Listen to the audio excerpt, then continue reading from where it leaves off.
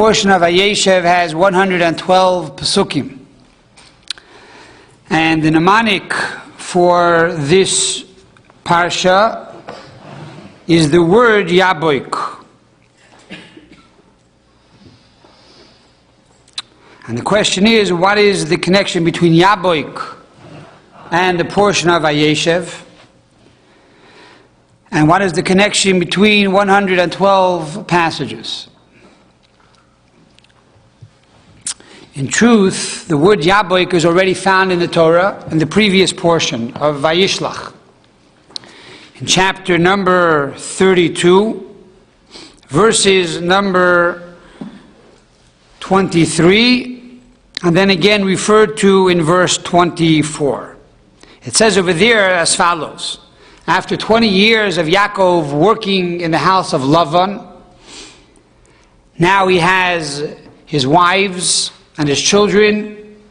He is now about to meet up with his brother Esav, who is very angry with him, and then he's going to return to his father's home. The Torah tells us over there in verse 23, Vayokam balayla, Yaakov got up at night. Normally you get up in the morning, but here it says he got up at night. Why? Why at night? Why not in the morning? He got up, who? And he took Vayikach eshtei noshav, his two wives, Rachel and Leah, Vestei shivchosav, and his two concubines, Bilhah and Zilpah, Vias achad asa yuladav, and his 11 children, for Benjamin was not yet born. V'yaver, and he went over, he crossed over Eis Ma'avar Yaabok, the ford of Yaabok. And then it goes on to say, Vayikochem, Vayavinem as Hanochal. He took each one by one, over this stream. Vayaver es ashaloi. He took each one by one, his wives and his children, over this stream of Yaabok. He went back and forth, carried them over to the other side. Now, in Pasuk 23, he calls this the ford of Yaabok.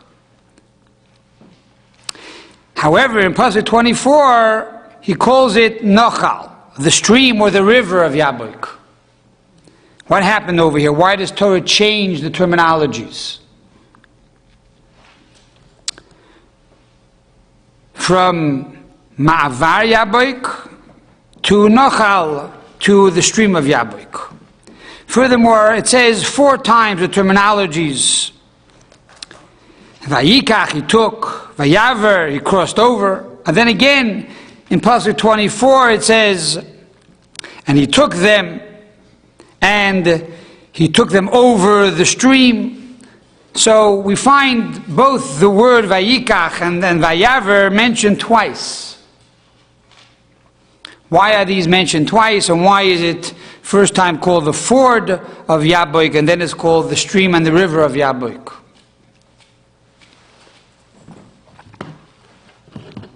And why does the Torah have to mention he took over and he crossed over with his wives and his concubines and his 11 children? You know, there's a word in Hebrew for family. It's called mishpacha. He could have said he took over the whole family. Why all the details? Why is it so important for the Torah to tell us all the details here? And right after that, we find that he wrestles with the angel of Esav. His brother Esav had an angel, and it says over here, Vayivasi Yaakov Levada, he went back over again, over the stream of Yaabok to the other side, and there he wrestled with a man. That man, the commentaries tell us, was the angel of Esav. What does the introduction of Yaabok have to do with wrestling Esav's angel? And how does all of this connect with the portion of Vayeishev? Seemingly this is connected with Vayishlach, and yet the word, the mnemonic, the Masoretic text tells us that the word that encompasses the entire portion of Vayeishev is Yaabok, which really is something that we spoke about last week. So how do we understand all of this?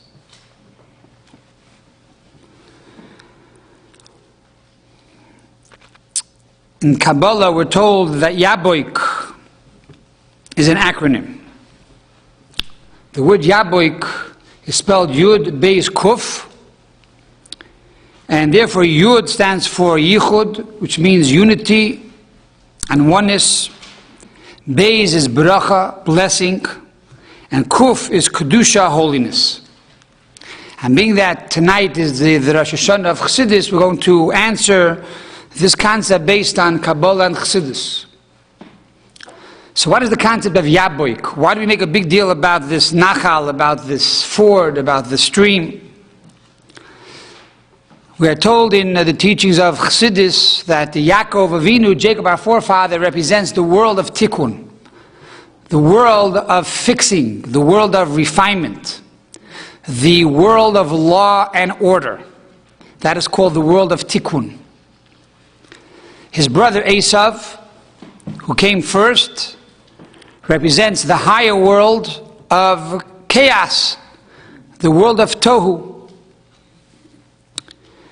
Yaakov is tikkun. What is tikkun? Tikkun is all about unity. When there is unity, when there is yichud, the unity between husband and wife, the unity between the chesed and gevura, kindness and severity. When you have the ultimate yichud, then you have bracha, you have blessing, and you have kedusha, you have holiness. And this is exemplified by Yaakov and his family. The fact that Yaakov represents this world of unity. He had a beautiful family.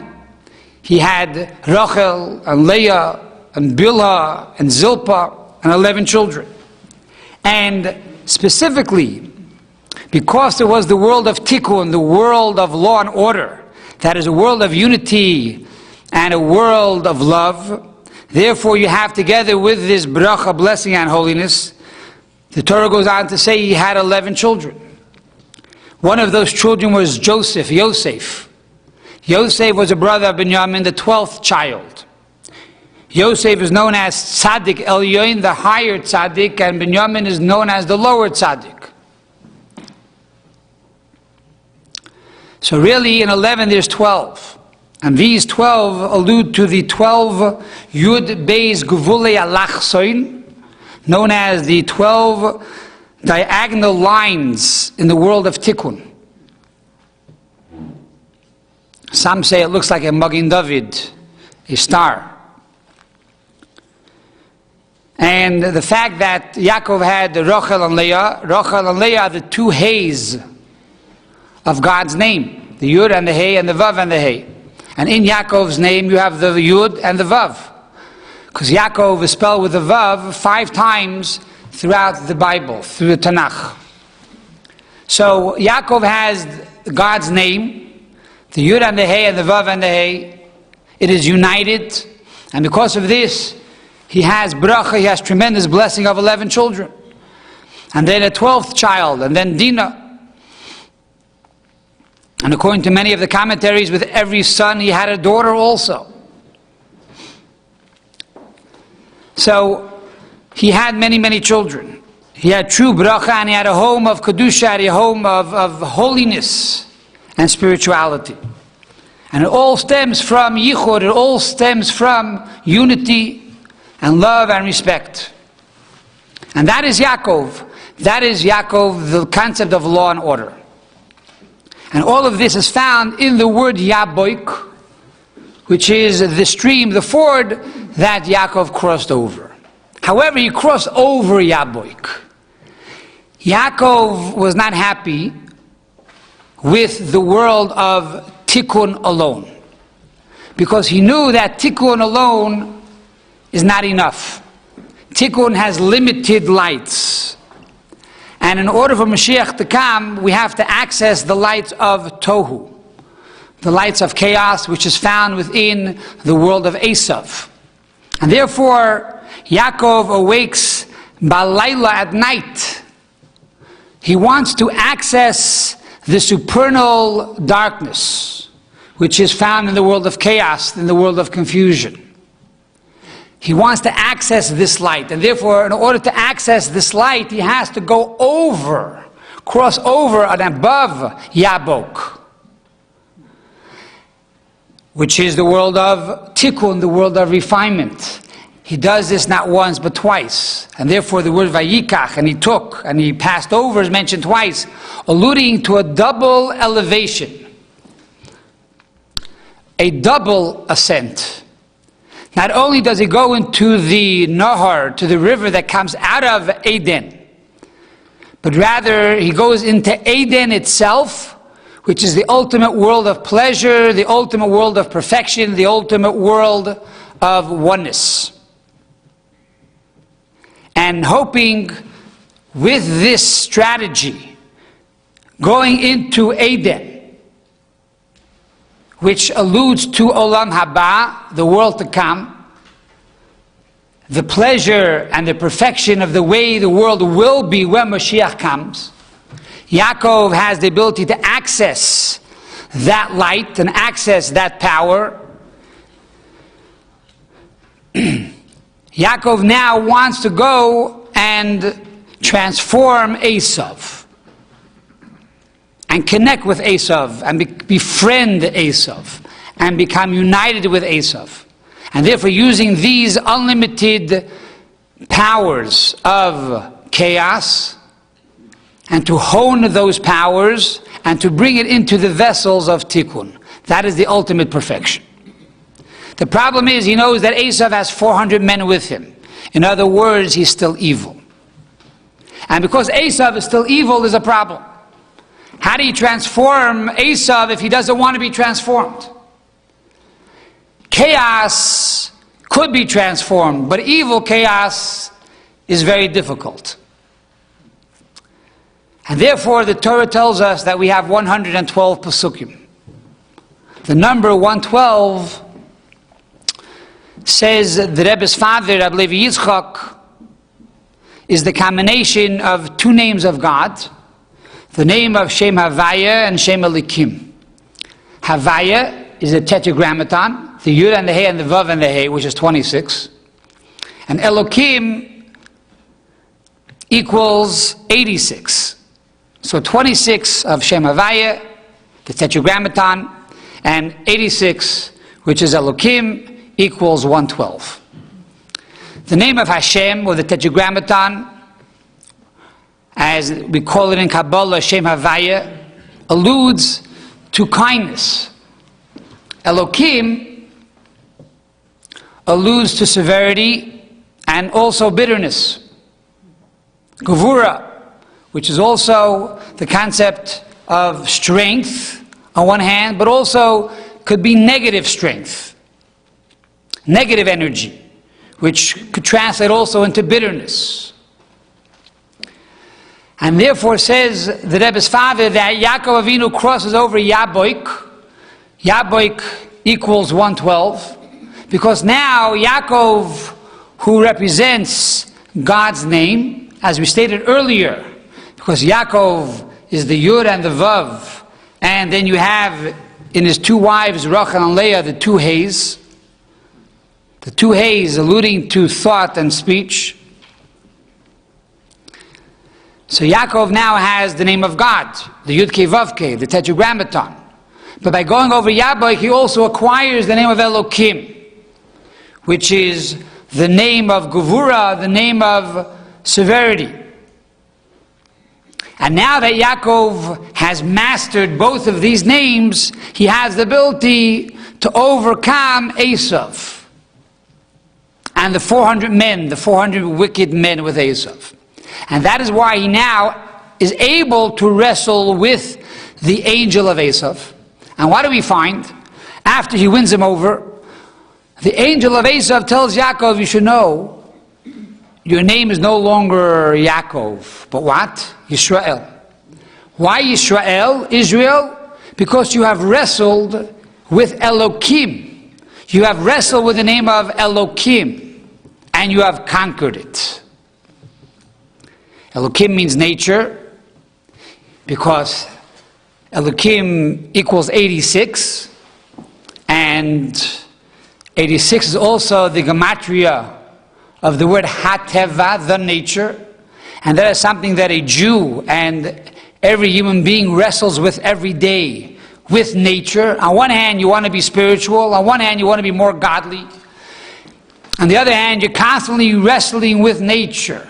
But Yisrael means you have the ability to wrestle with nature and overcome it. So Yaakov not only has the name of Yud-Kei Vav-Kei, the tetragrammaton Havaya, but now he also, by going over Yaabok, he also acquires Elokim, and now he has the ability to overcome the angel of Esav and ultimately Esav himself. This concept of going over the water, going over the river, and now acquiring a new name, new strength, and therefore having the ability to overcome evil, is found not only by Yaakov, but also by Mordechai. Mordechai, a descendant of Yaakov. Mordechai in his generation was like Moses in his generation, and Moses comes from Yaakov. What do we find by Mordechai? It says in the Megillah of Esther, chapter 4, verse 17, it says over there that Esther tells Mordechai, gather all the Jews together and fast, and then I will go to the king on behalf of the Jewish people. And it says, Vayaver Mordechai. And Mordechai fulfilled whatever Esther told him to do. But the word Vayaver literally means to cross over. What did he cross over? Says the Gemara in the tractate of Megillah, page 15, side A, that he crossed over the river. He went over Arkuma de Mayo. He went over the river to the other side to gather the Jews and to bring them to Shushan. As Esther commanded, gather all the Jews together. So therefore, by going over the water, going over the river, he now acquired the Shem Elikim, he acquired the name of Elikim, and now he was able to wrestle with Haman, who comes from Esav. And therefore, he was able, Vatuchal, he was able to overcome the decree of Haman and bring the Jews to salvation. How do we connect all of this with the portion of Vayeishev? How do we connect Yaabok, which is last week's portion, with the portion of Vayeishev, and this becomes the mnemonic for this week's Parsha? And perhaps we can say as follows: the portion of Vayeishev is all about one thing. It's all about dreams. It's the dream of Joseph, and then you have the dream of the butler and the dream of the baker. All about dreams. It starts with dreams, it ends with dreams.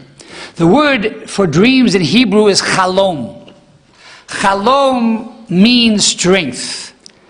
A dream is from a place of gevura, a place of tremendous strength. Because with a dream you can accomplish the impossible. All you have to do is dream. Dream big and do big. The dream gives you the power to do the impossible. In a dream you see opposites. In your dream, the boss becomes the slave and the slave becomes the boss. It's a world of chaos. That's what a dream is all about. It's not normal, it's not logical, it's not tikkun, it's not orderly. A dream is totally disorderly. It's totally not normal. It's totally chaotic, it makes no sense. Because in Kabbalah it says that dreams come from the world of igulim. The circles which precede the kav, the ray of light, the lightning rod that entered into the world to create the finite world. Similar to the world of tohu, the world of chaos, and similar to the world of Eden that Yaakov Avinu went into, that precedes the kav that precedes this world and this lightning rod of light that entered into the finite, limited, organized, everyday world. And therefore it's through Vayeishev that we're able to access this new light. It's through crossing over Yaabok, crossing over this river, that one is able to attain new strength and new energy to be able to overcome all the difficulties and challenges in the everyday world. And this power to overcome the challenges in the everyday world is really the power of Chassidus. In this generation, we have the great honor and the great privilege to have the access to a new reality, to the crown jewel, to the learning and teachings of Torah that was not revealed in the earlier years, but specifically as we enter now into the ultimate phase, into Ikvasad the Mashiach, the hill of Mashiach, and even more so, standing at the threshold of our redemption, we have the great zechus to now receive new light and new power and new tools and new potential to be able to overcome all of the challenges and all of the difficulties in the everyday world. So this is why we celebrate today the Yutes Kislev, the Rosh Hashanah of Chassidus. And when Mashiach will come, we will have the ability to access this Eden, the ultimate pleasure, to access this world of chaos and to bring it into an everyday perfect world of tikkun. And the Rebbe said that we should do everything in our power to bring Mashiach, to use the lights of Tohu, the lights of the world of chaos, through the vessels of tikkun in an orderly fashion, which really is the ultimate goal of the coming of Mashiach. And because it's a great holiday, we're going to tell a quick story about the Alter Rebbe and the Mittler Rebbe, because the teaching that we said tonight of the concept of Yaabok was taken from the Torah's Chaim from the Mittler Rebbe, the Alter Rebbe's son. There's a famous story that there was a wedding in Shlobin. Shlobin was somewhere between where the Alter Rebbe lived and where the Berditchever lived. And the Alter Rebbe's granddaughter married the grandson of Rabbi Levi Yitzchak of Berditchev. And they decided to make the wedding somewhere in the middle. At that wedding, the Alter Rebbe told his son, the Mittler Rebbe, to reveal and teach Chassidus. And the Mittler Rebbe began to teach Chassidus. And the Berditchever was blown away by the insights of the Mittler Rebbe. He got so excited that he took his talus and he put it on the head of the Mittler Rebbe. And he covered the face and the head of the Mittler Rebbe with his talus. And he said, there shouldn't be an ayin hara. There shouldn't be an evil eye. For what you're teaching is so amazing, I don't want the angels in heaven to be jealous of you. And then he went on to say, you know, what your son, the Mittler Rebbe, is teaching, said the Berditchever to the Alter Rebbe, is so high and so amazing that it comes from the Chassidus of the first luchos, of the first tablets, which is even higher than the teachings of the Rashbi, Rabbi Shimon Bar Yochai in the Zohar. The Alter Rebbe said, I know, because my son has a very, very high soul, has a very high neshama. And his soul is a Gilgul, is a reincarnation of Rab Hamnuna. And Rab Hamnuna was able to access a teaching even higher than the teachings of Rabbi Shimon Bar Yochai. And this is the teachings that we have today, the teachings of Chassidus. It is so high that it's even higher than the teachings of Kabbalah. And this was given to us, the final generation, right before the coming of Mashiach, so that we can access all of this amazing, chaotic light and use all of this energy to be able to truly transform the darkness. By accessing the supernal darkness, we have the ability to transform this darkness into light. And so we hope and pray that as the Baal Shem Tov, when he met Mashiach, asked him, when are you going to come?